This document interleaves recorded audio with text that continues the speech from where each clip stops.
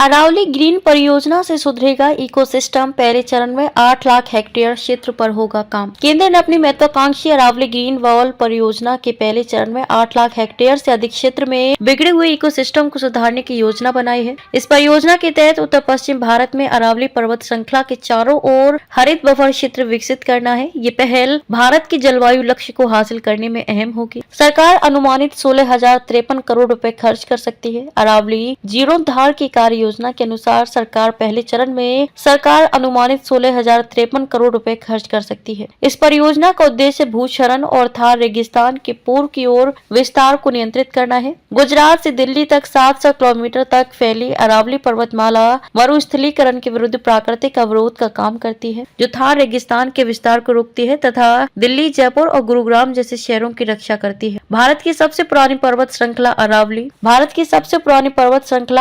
चंबल, साबरमती और लूनी जैसी महत्वपूर्ण नदियों का स्रोत है। इसके जंगल, घास के मैदान और आर्द्र भूमि लुप्तप्राय पौधों और जानवरों की प्रजातियों को आश्रय देते हैं। हालांकि वनों की कटाई, खनन और अतिक्रमण के कारण मरुस्थलीकरण की स्थिति भयावह होती जा रही है। भूजल को नुकसान पहुंच रहा है, झीलें सूख रही हैं तथा वन्य जीवों को जीवित रखने की इस क्षेत्र की क्षमता कम हो रही है। 2023 में अरावली ग्रीन वॉल पहल शुरू। इन समस्याओं से निपटने के लिए सरकार ने मार्च 2023 में अरावली ग्रीन वॉल पहल शुरू की। इस परियोजना का उद्देश्य गुजरात, राजस्थान, हरियाणा और दिल्ली में 64.5 लाख हेक्टेयर क्षेत्र में 5 किलोमीटर चौड़ी पट्टी के रूप में हरित पट्टी बफर जोन स्थापित करना है। इस बफर जोन के अंतर्गत आने वाली करीब 42% 27 लाख हेक्टेयर जमीन हरित है। इसके मुताबिक कुल हरित भूमि का 81% राजस्थान में, 15.8% गुजरात में, 1.7% हरियाणा में तथा 1.6% दिल्ली में है। भूमि क्षरण ऐसी प्रक्रिया है जिसमें भूमि की उत्पादक क्षमता कम हो जाती है। 2.6 करोड़ हेक्टेयर बंजर भूमि को उपजाऊ बनाया जाएगा। परियोजना के पहले चरण में 8,16,732 हेक्टेयर दर्ज वन क्षेत्र को बहाल किया जाएगा। इसमें दिल्ली में 3,010 हेक्टेयर, गुजरात में 5,677 हेक्टेयर, हरियाणा में 3,812 हेक्टेयर और राजस्थान में 99,952 हेक्टेयर शामिल है। इसके तहत 2.5 से 3 अरब टन कार्बन डाइऑक्साइड के बराबर अतिरिक्त अवशोषण क्षमता का विकास होगा तथा 2030 तक 2.6 करोड़ हेक्टेयर बंजर भूमि को पुनः उपजाऊ बनाया जाएगा।